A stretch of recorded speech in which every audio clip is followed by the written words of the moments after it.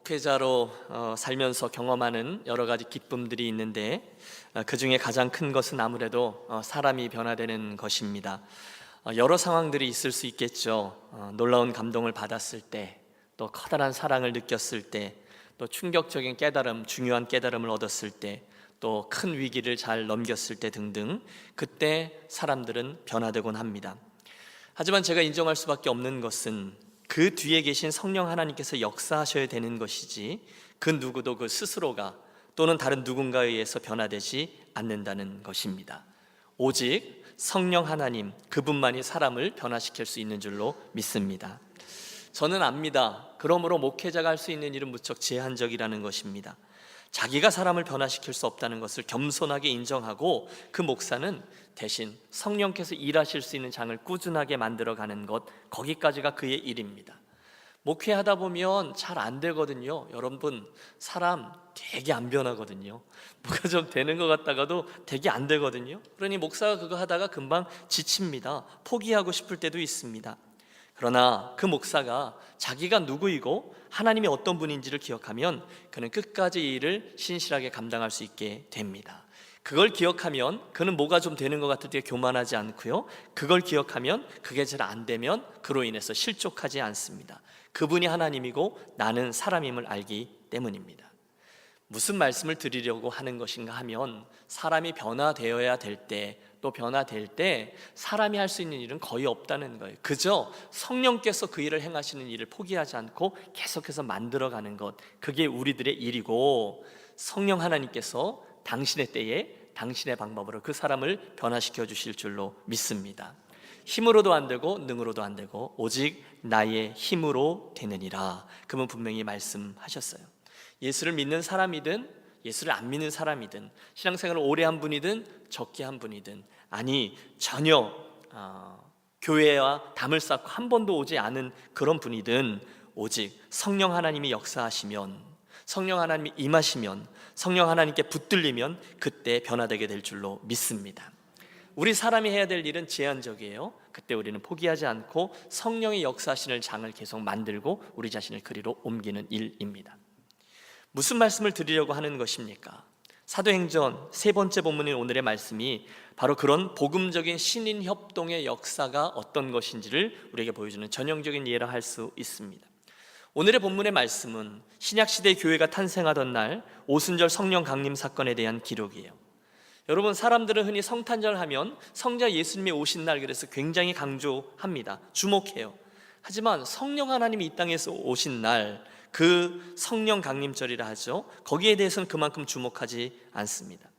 사실 교회 안에서도 부흥의 때 같은 때, 성령 강림절 같은 때, 특별한 때 아니외에는 성령님에 대해서 잘 말하지도 않고 가르치지도 않습니다. 하지만 오늘의 본문을 우리가 주목해야 돼요. 왜냐하면 성령 하나님, 교회 시대, 새로운 선교의 시대를 열으신 성령 하나님이 우리에게 오신 날, 그날 어떤 일이 있었는지에 대한 유일무이한 기록이기 때문입니다. 오늘의 이 사건으로 인해서 예수님을 믿은 이들, 오늘 저와 여러분을 포함해서 우리들은 성령 하나님을 선물로 받게 되었습니다. 오늘 본문의 이 사건으로 인해서 이 땅에는 신약 교회의 시대가 열렸습니다. 이 성령 강림 사건으로 인해서 나약했던 제자들이 복음의 일꾼으로 세계 선교를 위한 불쏘시개로 변화되었습니다. 여기 오늘의 본문의 중요성이 자리해요. 바로 본론으로 들어가죠. 그 성령님이 언제 오셨습니까? 어떻게 오셨습니까? 왜 오셨습니까? 그래서 그리스도인들과 교회에 어떤 일들이 일어났습니까? 우리 함께 그날 그 마가의 다락방으로 가 보시겠습니다. 1절을 펼쳐주세요. 1절은 이렇게 시작됩니다. 오순절 날이 이미 이름에 그들이 다 같이 한 곳에 모였더니. 여러분, 저와 같이 거기에 가신 거죠. 거기 가서 이 말씀을 대하는 거예요. 성령님이 언제 오셨다고요? 오순절 날입니다. 오순절, 여러분, 유대인들은 유월절, 오순절, 그리고 초막절, 가장 중요하게 여기는 3대 절기거든요. 유월절부터 50일이 되던 날이에요. 특별히 이 오순절 기간 동안에 유대인 남자들은요, 어디에 가 있다 할지라도 최선을 다해서 예루살렘에 올라와 절기를 지키게끔 되어 있었습니다. 그래서 본문에 잘 나오지 않지만 허다한 무리들이 예루살렘에 모여 있는 상황이에요. 오순절 날이 이미 이름에 저희가 다 한 곳에 모였더니. 사랑하는 여러분, 오늘 이 아침에 저와 여러분이 가장 먼저 주목하려고 하는 것이, 저희가 다 한 곳에 모였을 때 성령께서 임하신 자리, 거기가 어디인가 하는 점입니다. 그들이 모였을 때, 한 곳에 모였을 때 성령이 임했다는 거예요. 여러분, 제가 무엇을 중요시 여기는지를 기억해 주십시오. 이 말씀을 준비하며 묵상할 때 저는 저와 여러분이 이렇게 함께 모여서 예배한다는 것이 얼마나 중요한 것인지, 이 자리가 얼마나 중요한 자리인지를 또 한번 깨닫게 되었습니다. 사도행전을 계속 읽어 내려가다 보면 우리가 반복하여 확인케 되는 게 있는데요, 그것은 예수님 믿는 사람들이 모이는 곳, 그 자리가 성령께서 이 땅에 임하는 자리, 성령 하나님이 이 땅에 임하는 축복의 통로가 된다는 사실입니다. 그럼 뭘 강조하는지 이해하시죠? 굉장히 중요한 포인트예요. 오늘 우리들이 예배하러 모였잖아요. 이 자리는요, 성령 하나님의 임재를 담아내는 그릇이라는 거예요. 여러분 믿으시면 아멘 하시기 바랍니다. 성령님은요, 이 세상 사람들이 카메라 들고 주목하는 곳, 권력자들이 모이는 곳, 또 재력가들이 모이는 곳, 지식이 많은 이들이 모이는 곳, 거기에 임하지 않으세요. 대신에 성령 하나님은 어디가 되든 당신을 주로 고백하는 이들이 모여서 함께 기도하고 찬양하고 말씀을 나누는 믿음의 자리에 임하시는 줄로 믿습니다. 우리가 왜 예배를 강조하죠? 우리가 왜 소그룹을 강조하죠? 사랑팀 왜, 전도회 왜, 그런 것들을 왜 강조하죠? 오직 성도들이 모일 때, 성도들이 예배하고 기도할 때 거기에 성령이 임하시고 일하시더라는 거예요. 거꾸로 말하면 성도들이 모여도 거기 제대로 모이지 않는다거나 모이더라도 세상적인 것들만 붙들고 있다면 그런 모임은 성령 하나님의 임재를 담아낼 수 없는 거죠. 오직 예수님을 주로 고백하는 이들이 함께 모여서 그분을 구하고 찬양하고 말씀 나누고 부르짖으면 그곳이 성령 하나님이 임하는 곳이 되고 세상을 향한 축복의 통로가 된다는 거예요. 그러므로 여러분, 매주 우리가 이렇게 모일 때마다, 그분의 이름으로 모일 때마다, 아니 우리가 사도행전 강해를 진행할 때마다 매일 성령님 그분의 오심을 기대하시고요, 그분의 임재를 구하시며 나오시는 저와 여러분이 되시기를 부탁합니다. 성령 하나님, 오늘 제 예배에 와 주십시오. 성령 하나님, 오늘 예배를 통해 저를 만져 주십시오. 우리의 모임 때마다 예배뿐이 아니라 새벽 예배, 그리고 사랑팀 모임, 전도회, 목련기도회, 안수집사회, 바이블타임 모임 등등 모일 때마다 여러분 항상 성령 하나님을 제일로 여기며 구하시기를 권합니다. 그분은 우리의 그 모임에 임하시고 역사하시고 채워주시는 분이세요. 이어지는 말씀을 보면 그 성령이 오셔요. 어떻게 오시는지가 기록되어져 있습니다. 2절과 3절 말씀입니다. 호련히 하늘로부터 급하고 강한 바람 같은 소리가 있어 그들이 앉은 온 집에 가득하여 마치 불의 혀처럼 갈라지는 것들이 그들에게 보여 각 사람 위에 하나씩 임하여 있더니. 여러분 비디오로 따라오십시오. 가장 먼저 성령님은 제자들 가운데 바람과 같이 임하셨어요. 따라해 주십시오. 바람과 같이 임하신 성령님. 호련히 급하고 강한 바람 같은 소리가 있다는 거예요. 성령이 오실 때 사람들이 그곳에 성령님이 오셨는지를 알 수 있었어요. 슉 하면서 급하고 강한 바람. 좀 더 다시요. 슉 하면서 바람과 같은 소리로 그 집안이 온 가득 차게 됐다는 거예요. 여러분 바람이 어떻게 불죠? 아니에요. 제가 마치 유치부 예배 온 것 같은데 이 설교 원고엔 그렇게 돼 있어요. 바람이 어떻게 불죠? 여러분 마음대로 불어요. 바람이 마음대로 임의로 붑니다. 그처럼 하나님의 성령은 당신의 임의로 당신이 원하시는 곳에 당신의 성령님이 부어지신다는 거예요. 여러분 축복합니다. 저와 여러분이 우리 예수님을 머리로만 믿는 분이 되지 않으셨으면 좋겠어요. 예수님을 단순히 철학이나 관념이나 성경 지식으로 교리로 믿지 마시고 대신에 그 예수님을 실제하시는 성령님으로 경험하게 되고 체험케 되어 믿게 되시는 저와 여러분이 되시기를 축복합니다. 우리가 사모하면요 그분은 바람과 같이 임의로 이곳저곳에 임하십니다.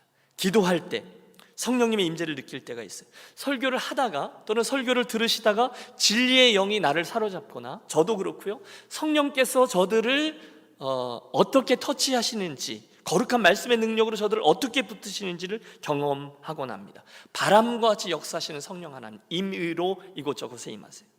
둘째, 성령께서 불과 같이 임하셨다고 되어 있습니다. 이것 따라해 주세요. 불과 같이 임하신 성령님. 마치 불의 혀처럼 갈라지는 것들이 그들에게 보여 각 사람 위에 하나씩 임하여 있더니. 그 순간 성령 하나님이 그 공동체에 임했는데 그것이 갈라져서 한 사람 한 사람 위에 임재했다, 그렇게 되어 있어요. 여러분, 불은요 원래 태우는 속성이 있습니다.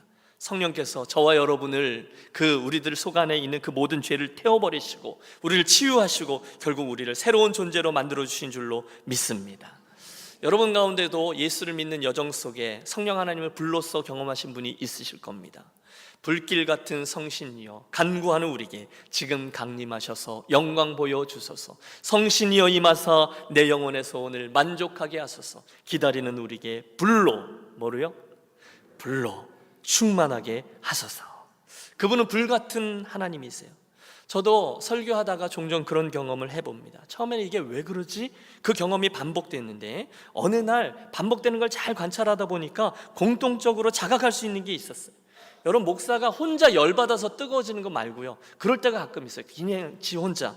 그런데 그거 말고 성령께서 주시는 특별한 뜨거움이 제 안에 살아있을 때가 있어요. 특별히 여러분 한 분 한 분을 향한 하나님의 뜻과 하나님의 마음과 하나님의 사랑이 제 안에서 불처럼 일어나게 될 때 그 뜨거움으로 인해 너무너무 감격합니다. 이런 것이구나. 예배 중에 그분의 임재를 맛봅니다. 여러분도 예배 가운데 또 모임 가운데 성령께 주시는 뜨거운 불을 체험하는 분들이 더 많아지게 되시기를 주님의 이름으로 축원합니다. 그게 다가 아니었어요. 4절을 보시면 그 성령의 임재를 경험한 이들에게 구체적인 변화들이 나타나요. 따라해 주세요. 은사를 주시는 성령님. 그들이 다 성령의 충만함을 받고 그리고 나서요, 성령이 말하게 하심을 따라 다른 언어들로 말하기를 시작하니라. 뭡니까? 성령이 충만해지자 그들 안에 성령의 인격, 성령의 감정, 성령님의 기쁨, 성령님의 사랑이 가득했어요. 아버지의 영광이 그들을 사로잡습니다. 세상을 향한 거룩한 용기가 차오르는 거죠. 변화되어집니다. 그러자 그들이 하나님의 뜻이 있었어요. 각자 하나님께서 말하게 하시는 것을 말하기 시작합니다. 여러분, 이게 뭐죠? 특이한 방식, 방언입니다. 다른 나라의 언어들로 말했어요. 그런데 여러분, 이 본문 사도행전에 나오는 방언은요, 하나님이 주신 신비한 언어 맞지만 고린도전서 14장에 나오는 영음 방언 또는 기도 방언은 아니었고요. 그건 천국 말이죠. 그거 말고 이것은 대신에 다른 나라 사람들이 분명히 알아들을 수 있는 외국어 방언이었어요. 영어 방언 같은 게 저에게 임했으면 참 좋겠어요. 그죠? 여러분, 여기 굉장한 의미가 담겨 있습니다. 이 사건은요, 오순절 사건이에요. 성령께서 처음 교회에 임하셨을 때 그분의 놀라운 복음이, 그 진리가 세계 다른 나라의 방언으로, 각각의 나라의 방언으로 터져서 선포되고 흘러가기 시작했다는 것을 의미해요. 여러분, 하나님의 섭리는 창세 전부터 마지막 새하늘과 새 땅까지 한 번도 바뀌지 않아요. 모든 사람들이 구원함을 받고 하나님의 나라가 이루어지는 것이거든요. 그들이 구원하고 복음이 전파되는 것이거든요. 그런데 그 모든 복음의 소통이 꽉 막혀 있던 것이 어느 날 댐의 수문이 열리면서 콸콸콸 터져 나가듯이 그날 성령 강림과 함께 하나님의 놀라운 일, 즉 구원의 놀라운 진리가, 기쁜 소식이 각 나라 말로 터져서 선포되기 시작했다는 거예요. 그러니 여러분, 그 예루살렘에 있던 사람들이 얼마나 놀랐을까요? 얼마나 많은 사람들이 거기에 모여 있어요. 그런데 저 다락방에서 왁자지껄한 소동이 일어나는 거예요. 그런데 그곳에 무슨 소리 하고 주목해 봤더니 자기들이 알아들을 수 있는 말로 무슨 소리가 들리는 거예요.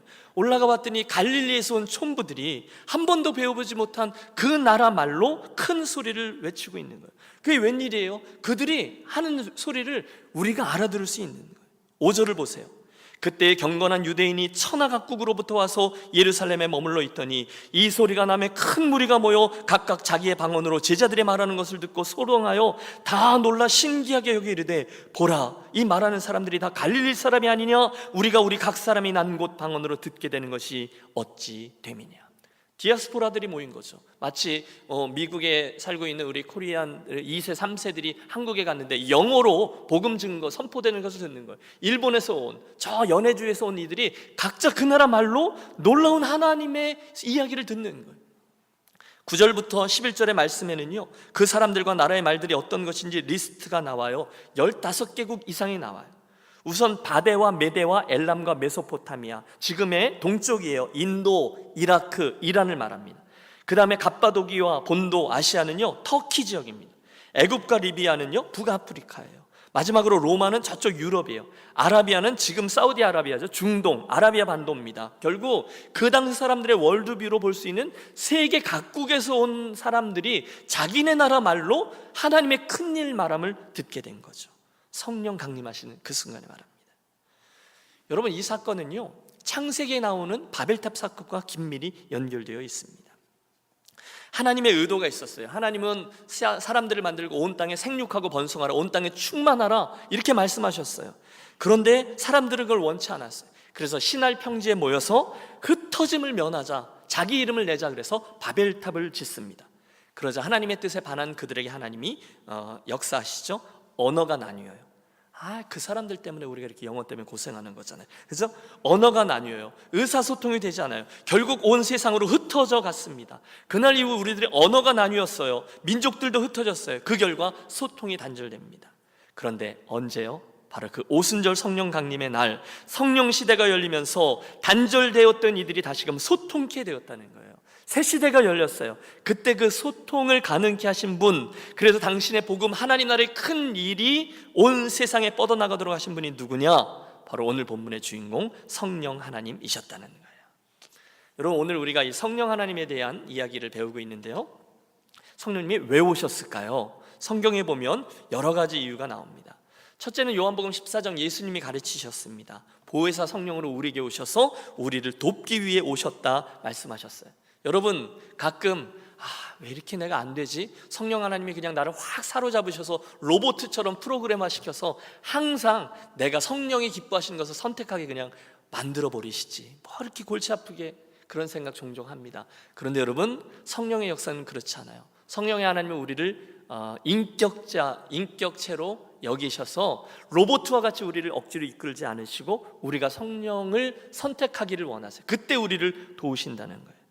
두 번째, 보혜사에 이어서 오신 이유는요, 구원 역사입니다. 당신의 진리, 복음을 가르치시고 우리가 말할 것을 생각나게 하기 위해 오신다 하셨어요.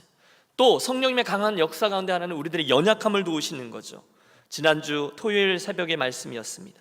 이와 같이 성령도 우리의 연약함을 도우시나니 우리가 마땅히 빌 바를 알지 못하나 오직 성령이 말할 수 없는 탄식으로 우리를 위하여 친히 간구하시느니라. 우리가 연약해서 구하지 못할 때에도 그분은 나를 위해 중보하시며 기도하기 위해 이 땅에 오셨다 하셨어요. 그 외에도 많아요. 성령은 우리 안에 구원의 역사를 일으키십니다. 할렐루야.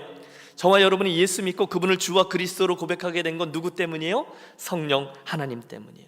성령 하나님을 통해서 우리는 그분과 교제하게 됩니다. 성령 하나님 때문에 우리가 말씀을 깨닫게 됩니다. 성령 하나님 때문에 우리가 하나님으로부터 멀리 와 있는 것을 깨닫고 우리가 그리로 가야지 되돌이킬 수 있는 힘을 얻습니다. 성령 하나님 때문에 능력이 있습니다. 그분 때문에 은사를 받습니다. 열매를 얻습니다. 성결한 삶을 살아가게 합니다. 복음을 이야기할 수 있게 해줍니다. 그뿐이 아니에요. 여러분, 에베소서 5장의 말씀이 중요한데요, 이렇게 되어 있어요. 술 취하지 말라. 이는 방탕한 것이니 오직 성령의 충만을 받으라. 아멘. 여러분, 이 말씀은요, 예수 안 믿는 사람 성령 받아서 예수 믿게 되라, 이런 말씀이 아니에요. 불신자용이 아니라 이미 예수를 믿고 있던, 이미 예수를 주와 그리스도로 고백하고 있던 에베소서 성도들에게 쓴 편지거든요. 이미 예수 믿는 이들에게 오직 성령의 충만함을 받으라 말씀하셨어요. 따라해 주세요. 성령의 충만함을 받으라. 권유가 아닙니다. 부탁이 아닙니다. 대신 뭐죠? 명령입니다. 여러분, 반드시 따라야 되는 거예요. 우리에게 성령이 충만히 임해야만 우리가 권능을 받고 제자로 살 수 있고요, 복된 교회를 이루고요, 그분 뜻대로 살 수 있어요. 그러므로 오늘 우리가 성령 충만을 사모하지도 않고 기대하지도 않고 그런 건 성경에만 나오는 이야기지 내게 가당키나 한 일이야 구하지도 않는 것은요, 죄입니다. 아니에요. 여러분, 우리는 반드시 성령 충만함을 구해야 하는 줄로 믿습니다. 반드시 성령 충만해야 돼요. 여러분 마음속에 있는 갈등을 제가 알아요. 이게 여러 번 실패해 봤거든요. 구해도 잘 안 주시는 것 같거든요. 그래서 아멘 할 용기가 없으신 거죠. 그렇지 않아요. 여러분, 우리가 성령 충만한 성도와 교회가 되는 것은 하나님이 기뻐하시는 뜻입니다.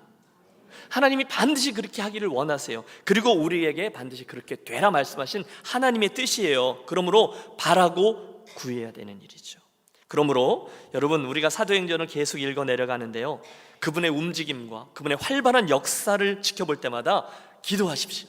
주님, 저도 주님, 이런 성도의 모습으로, 이런 교회의 모습이 되도록 저에게, 내 옆에 있는 우리 교회 공동체에게 주의 성령을 충만히 부어 주시옵소서. 여러분, 구하면서 바라면서 이 말씀 앞에 서겠습니다. 그분 반드시 우리에게 성령 충만의 은혜를 부어주실 줄로 믿습니다. 믿고 구해야 되는 거예요.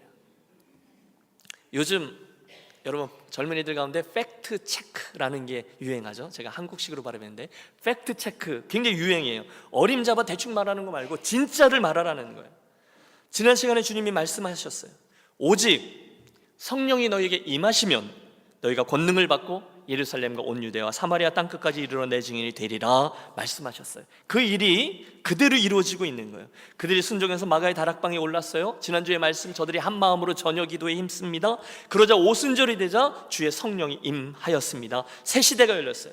한 명 한 명 제자들이 바뀝니다. 성령의 능력과 은사와 열매가 보이기 시작합니다. 교회가 시작되었습니다. 구원받는 자의 숫자가 늘어납니다. 진정한 부흥이 일어났어요. 허다한 제사장의 무리가 이도에 복종했습니다. 이 모든 이야기의 출발이 어디예요? 바로 이 오순절 성령 강림 사건이라는 거예요. 그들이 성령의 충만함을 입었을 때부터 이 나머지 이야기들이 시작된다는 거죠. 여러분, 그들은요 이미 예수를 믿던 사람들이었어요.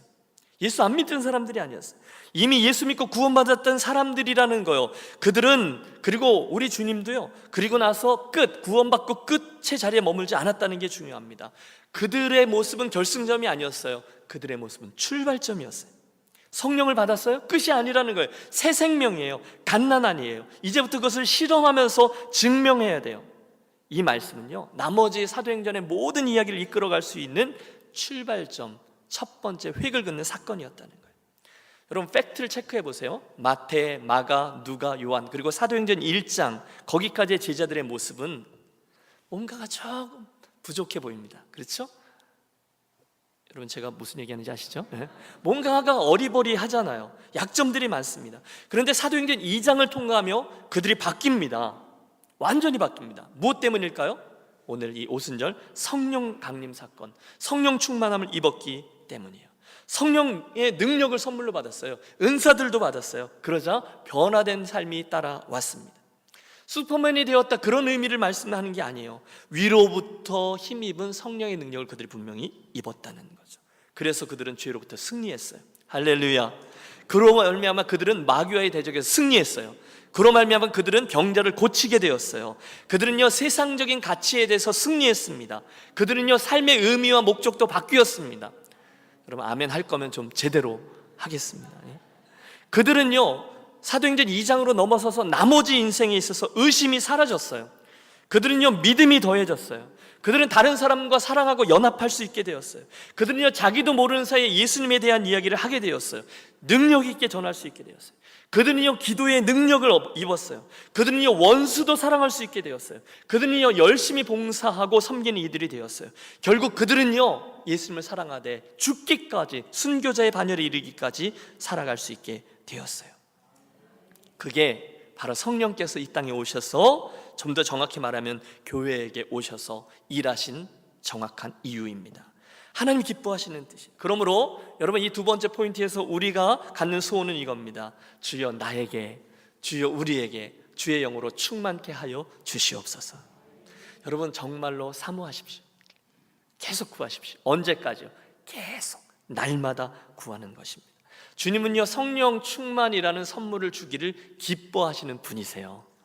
우리가 그렇게 되기를 원하세요. 그러므로 우리가 구하는 거죠. 본문으로 돌아가 보실까요? 성령께서 이 땅에 임하심으로 그들 가운데 어떤 일들이 일어났다고 이야기합니까? 오늘 말씀을 보면 난곳 방언으로 하나님의 진리를 말하고 전하게 되었다는 거예요. 설교하는 사람도 또 듣는 사람도 자기가 배우지 않는 말로 그 이야기를 말하게 되고, 듣는 사람도 자기가 알아듣는 말로 하나님의 진리를 듣게 되었다는 거예요. 여러분, 이게 굉장히 익사이딩합니다. 바벨탑 사건 이후에 소통이 단절되어 있었다니까요. 그런데 그 구원의 복음, 하나님의 큰일 말함을 시작했는데 구원의 복음이 다시금 소통되는 거예요. 바로 여기에 하나님께서 신약의 교회에 당신의 성령을 부어주신 가장 중요한 목적이 드러납니다. 따라해 주십시오. 복음의 전달, 하나님께서 성령을 부어주신 이유는요, 저와 여러분이 단순히 그 성령님을 즐거워하기 위함이 아니에요. 조금 더 괜찮은 성도, 거짓말 좀 안 하고 법대로 사는 성도, 조금 더 나은 사람이 되도록 하기 위함이 아니에요. 성령 강림의 목적은요, 그 정도가 아니라 저와 여러분이 그 성령의 능력을 받고 권능을 받고 복음의 증인이 되는 데까지 이르게 하기 위함이라는 거예요. 여러분이 그걸 원하시는지 원하시지 않는지는 상관없어요. 팩트예요. 말씀드렸죠. 하나님의 뜻, 미시오 데이라고 합니다. 하나님의 큰 뜻은요, 창세기부터 요한계시록 그 이후에 새하늘과 새 땅까지 한 번도 바뀐 적이 없어요. 여러분의 인생이 기초한 그 큰 스토리를 기억하세요. 창조, 타락, 구속, 교회, 성령, 그리고 새하늘과 새 땅. 바로 그때에 교회가 교회되도록 교회 시대를 활짝 열 때 성령 충만함의 은혜가 임하였다는 거예요. 중세 시대의 지도자인 토마스 아퀴나스가 외쳤습니다. 초대교회는 금과 은은 없었지만 나사렛 예수의 이름이 있었고 능력이 있었다. 그러나 중세교회에는 은과 금은 많았지만 나사렛 예수와 그의 능력은 잃어버렸다.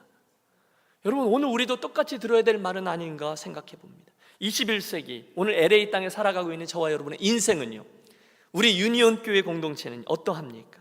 오늘 우리는 하나님의 기대대로 세워지고 있습니까? 여러분, 초대교회에 비하면 우리 교회는요, 건물도 있습니다, 사람도 있습니다, 제도도 있습니다, 직분도 있습니다. 그러나 혹시 우리 교회는 그 토마스 아퀴나스의 지적대로 성령의 능력과 표적이 일어나고 있지 못하는 교회는 아닙니까? 일어나죠. 사람도 변화되고 우리 안에 주님 주시는 기쁨이 있고 순종하는 부분도 있죠. 그러나 욕심을 내자는 거예요. 혹시 우리 안에는 성령으로 인해서 막혔던 부분들이 소통되어지고 단절된 반들이 무너지고 다시금 복음이 전달되어지는 일들이 많이 일어나고 있지 않는 그런 안타까운 교회 모습은 아닙니까? 여러분은요? 여러분, 팩트 체크를 계속하죠. 오순절 성령 강림 사건을 통해서 성령이 그들에게 임했어요. 그 결과 어떤 일이 일어났다고요? 여러 가지 일들이 있지만 가장 큰 일은 오늘 본문에 보면 난곳방언으로, 따라해주세요. 난곳방언. 하나님의 큰 일 말하는 일이 시작됐다는 거예요. 그게 오늘 본문의 가장 중요한 이야기예요.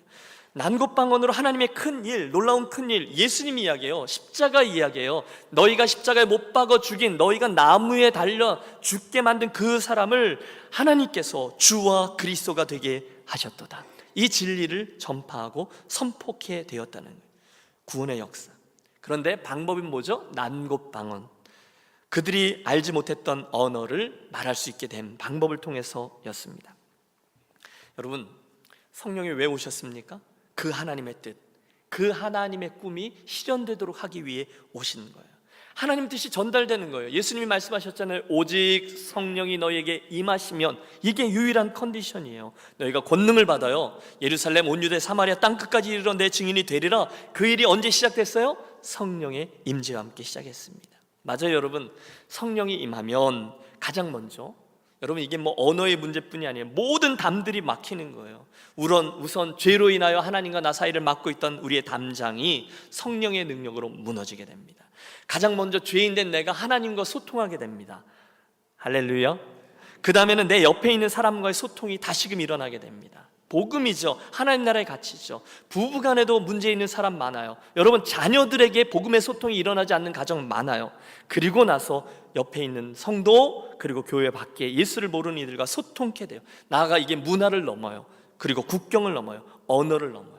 그 복음이 소통되는 일들을 체험하게 됩니다. 그러므로 여러분, 엄밀히 말해서 성령 충만함을 받았다, 성령 받았다 했는데 화해가 일어나지 않는다면, 성령 능력의 종이다 하는데 누군가의 관계가 틀어져 있다면, 각종 은사 집회를 이끄는 하나님의 위대한 종 누구누구 어디 오다 하는데 그분의 실생활에 무엇인가가 막혀 있다면 틀림없습니다. 의심하십시오. 가짜입니다. 아니에요. 여러분, 성령님은요, 담을 허무세요. 성령님은요, 화해의 영이세요. 성령님은 소통케 하시는 영이에요.